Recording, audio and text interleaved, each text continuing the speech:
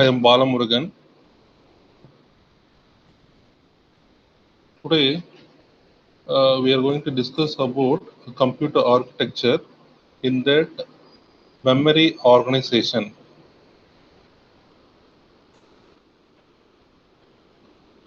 So, memory organization, in that we are going to discuss memory hierarchy, main memory, ancillary memory, cache memory, and then virtual memory.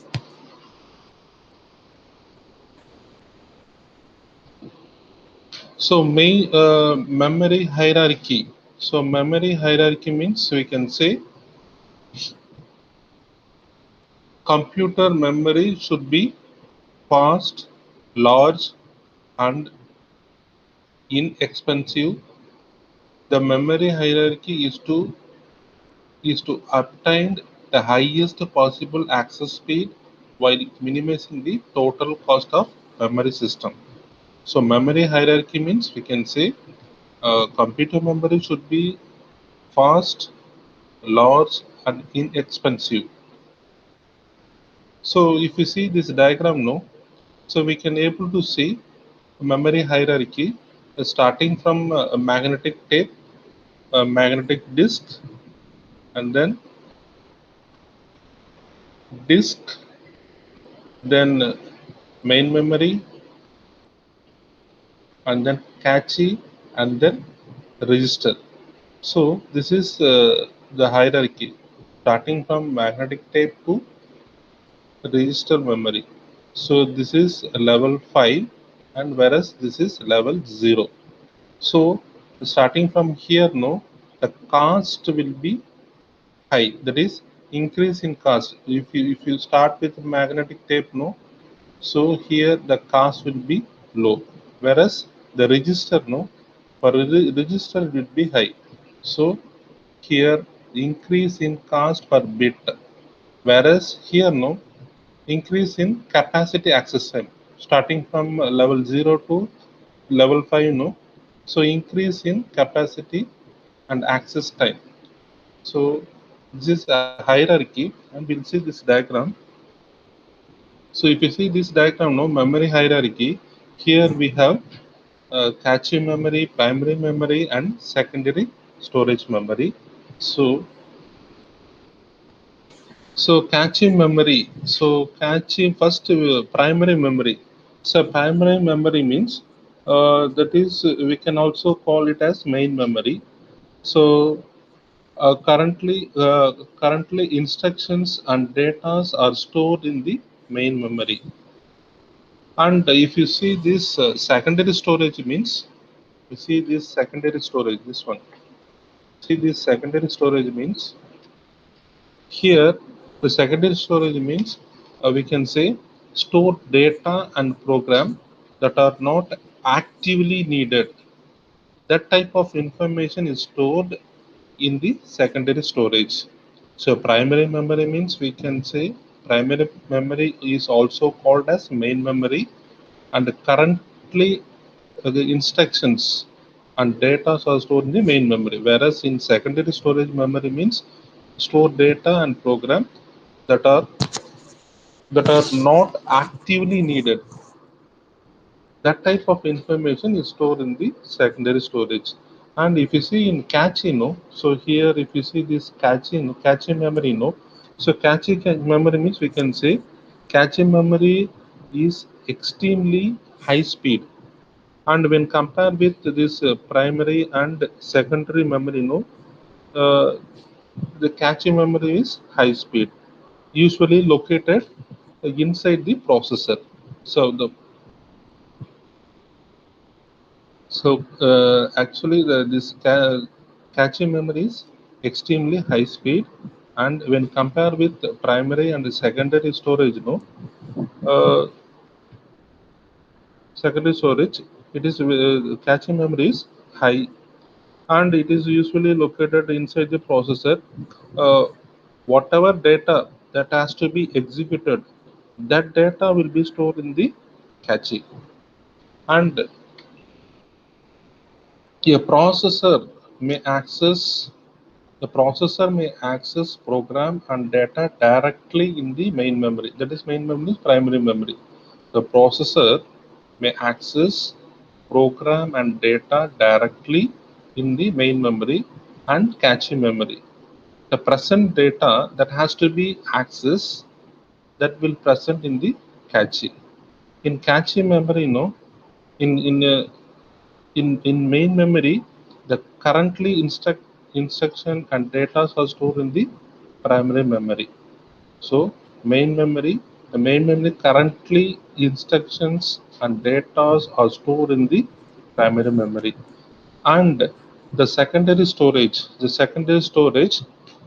system must first in from secondary storage, secondary storage, it will move to the primary memory. That is, the secondary storage, the system must first move program and data to the main memory, that is primary memory, before a processor may refer. Then, before the processor refer them, that complete program is transferred to the primary memory. That is, secondary will transfer to the primary memory. That is this one. Secondary will transfer to the primary memory, and only this.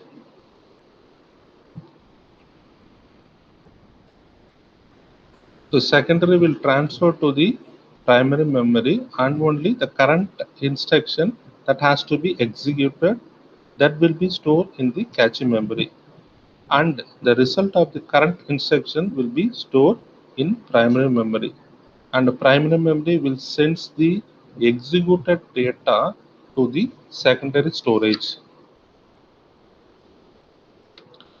And this is how this operation will done.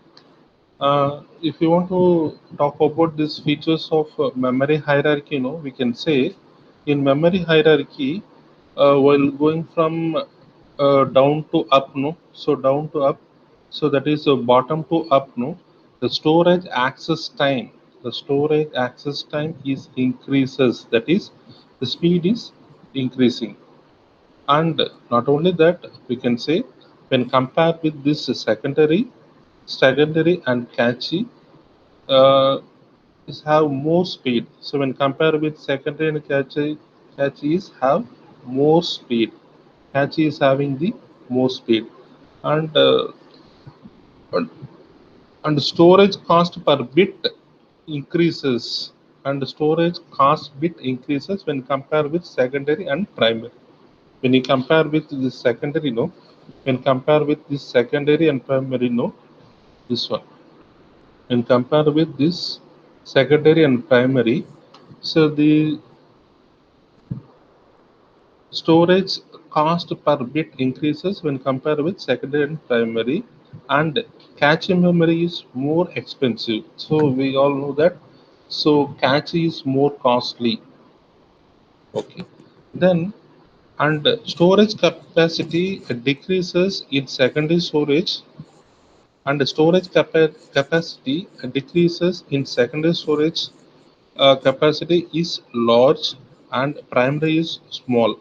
And when compared with the primary, the cache is very small storage device. So if you see this diagram, you can able to understand this.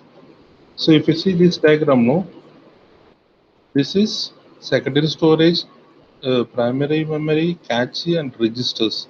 So here from this folder, from this folder, the folder is moved to the primary memory.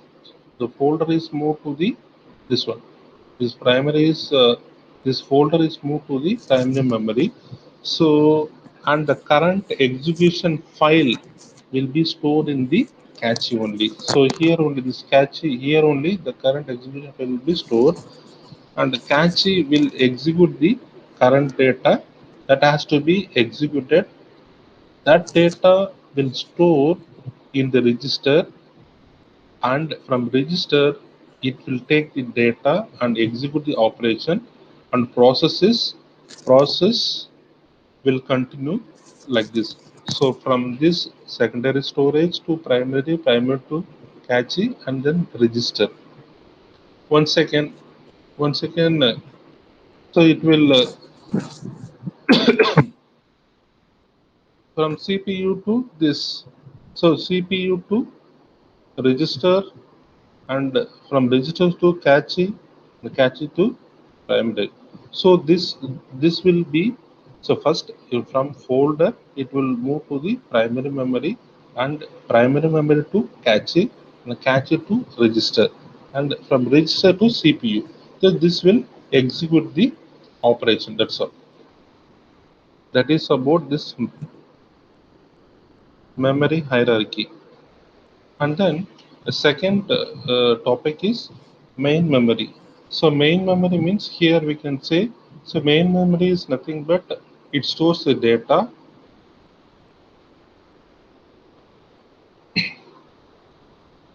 It stores the data and program during computer operation. So main memory means, we can say, it stores the data and program during computer operation.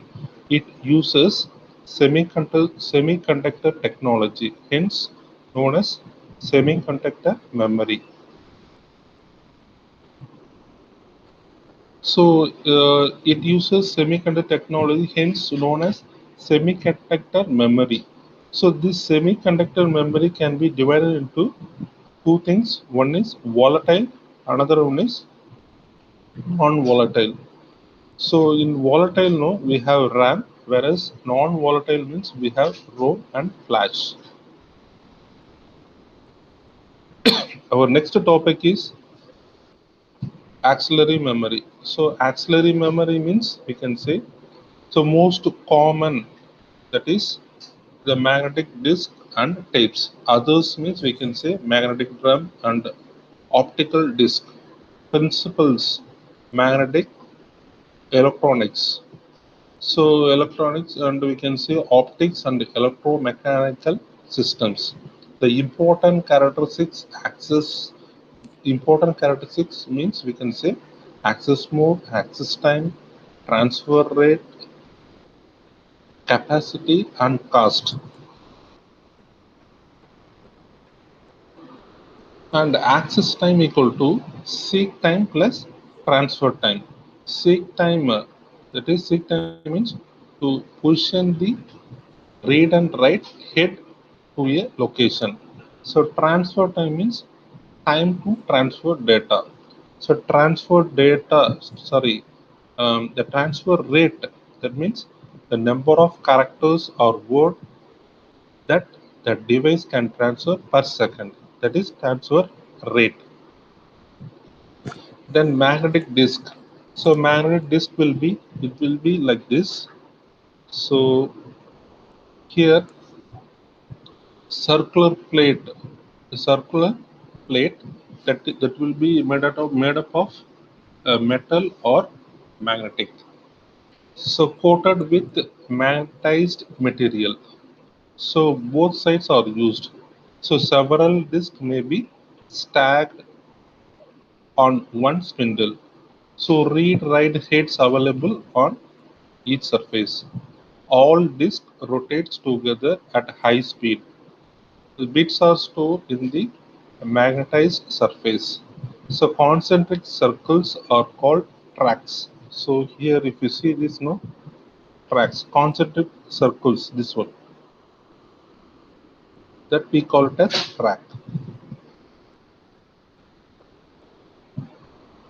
So tracks are divided into sections called sectors. These are all sectors. This one. These are all sectors.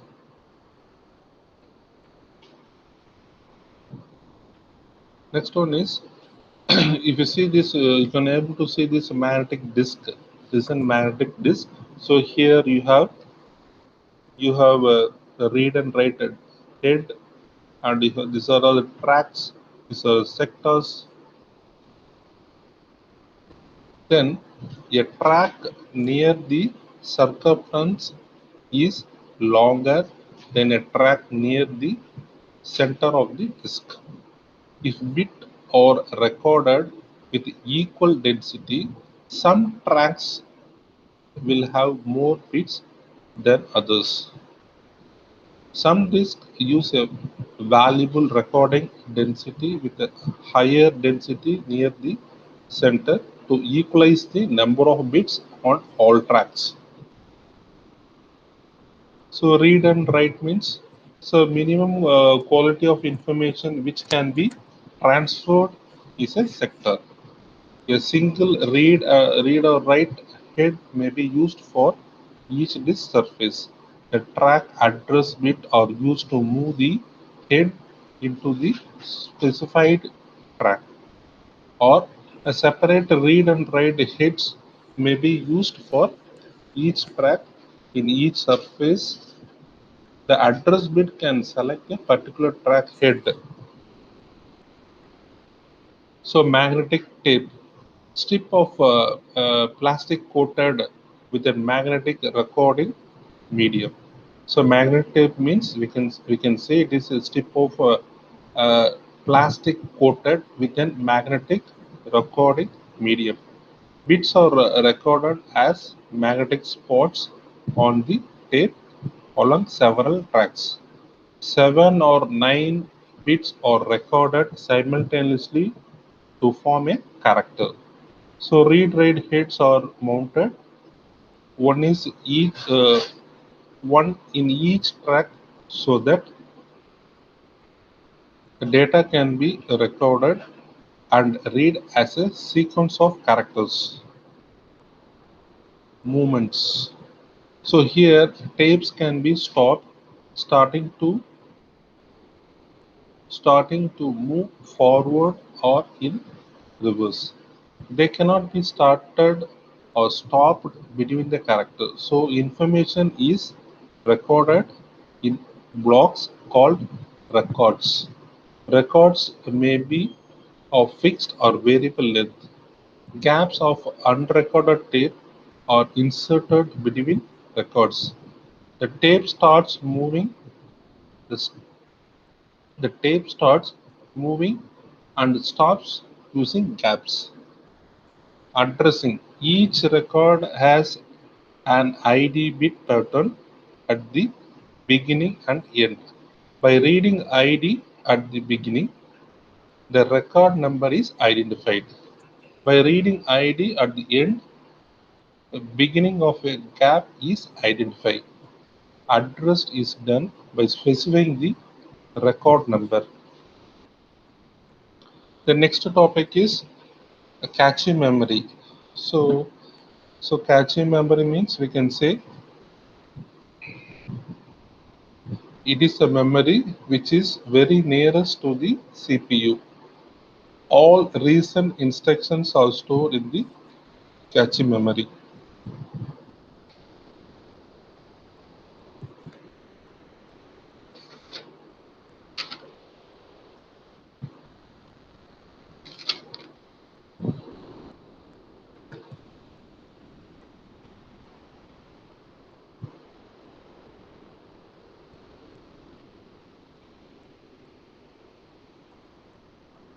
So cache memory means it is a memory which is very nearest to the CPU. All recent instructions are stored into cache memory. And what are the files? So if you see here, no, if you see this, no, CPU. So in CPU, you will have the arithmetic logic unit and the register here. The CPU have this arithmetic logic unit and the register. So what are the files we open that will be stored in main memory? So what are the files we are opening? No, that will be in the main memory. So what are the program that has to be executed that will be sent to the cache? So the cache will send bit by bit to the register, and the register will send to arithmetic logic unit to perform the operation. So one second, I'll repeat this. So what are the files we open that will be stored in main memory only? So main memory. So what are the programs that has to be executed that will be sent to the cache? So cache will send bit by bit to the register, So here I'm talking about here. So main memory. So this is a main memory. This is a main memory to cache and cache to the register. So what are the programs that has to be executed that will be sent to the cache? So cache will send bit by bit to the register, and register will send the register will send to arithmetic logic unit to perform the operation. Either it may be a addition or subtraction, whatever may be, it will do the operation. And cache memory is attached for storing the input which is given by the user and which is necessary for the CPU to perform a task. If process finds the address code data is not available in cache, so it refers as cache miss. If you see here, no, here, if the processor finds finds if a processor finds the add code data is not available in cache, that means it refers as cache miss. So it want to execute some operation that is not available in cache, then we call it as cache miss. So here, if you see here, no, the data here, the cache miss means here in the last diagram, if you see here, no, so the data, so data transfer will be taken from CPU. So this one, the data is transfer.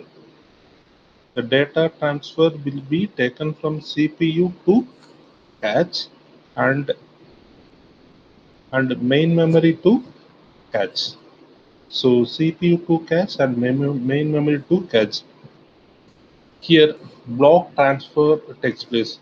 So block transfer between cache and main memory, that is block transfer. So between cache and main memory.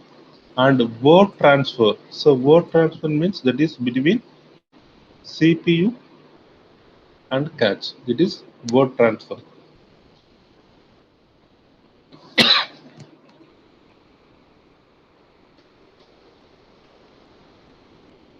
Then our next topic is virtual memory.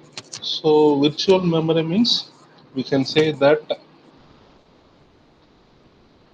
something, if you want to say no, something is there but it is not there. We can say like that. So virtual memory means something which appears to be present but actually it is not. It is not. So it is just gives an illusion to the user. That's all. So virtual memory means we can say something which appears to be present but actually it is not.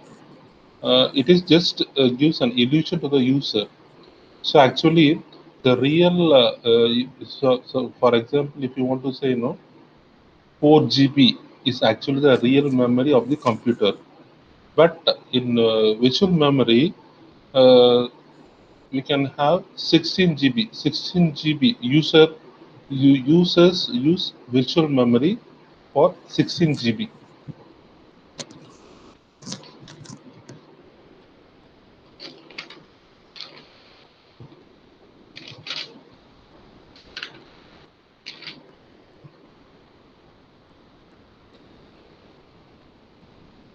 So we can also say that this is an virtual memory is an illusion.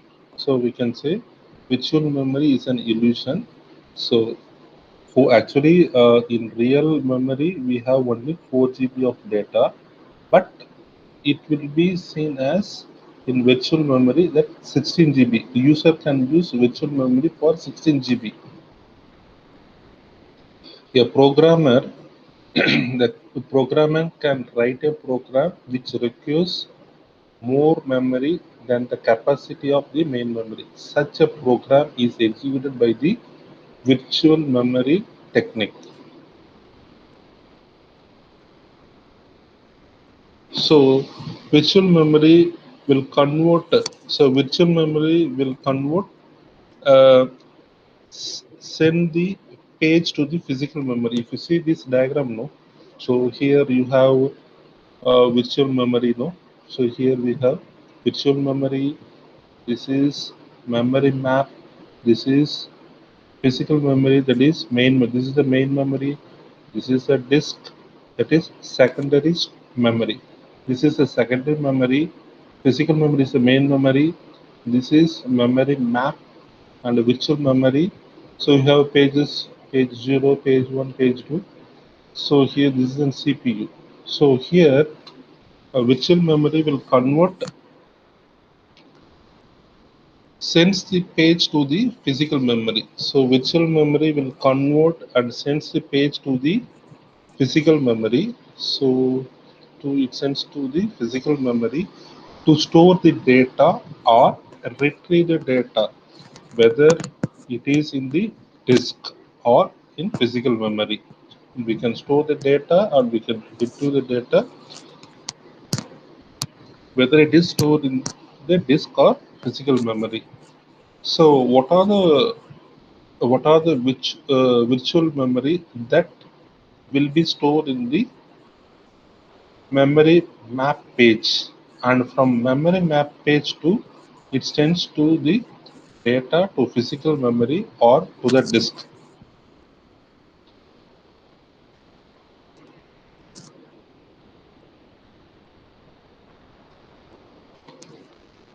If main memory does not contains, for example, if main memory does not contains a page, whatever the CPU is demanding, if the CPU is demanding for a particular page, no, so that page, whatever the CPU is demanding, if the page is not present in the main memory, it is get from the disk and store in the physical memory in the form of frames. If the physical memory is full, then the page will be swapped to the disk. When we require a page, we can get from the disk to physical memory. If there are no, if uh, there is no space in the physical memory, user used page, no. So if there is no space in the physical memory, no, the used page, that is we call it as frame, can be sent to the disk. This is can be sent to the disk. This is how the process is done inside the operating system. So that is about virtual memory. That's all about this topic. That's all about this.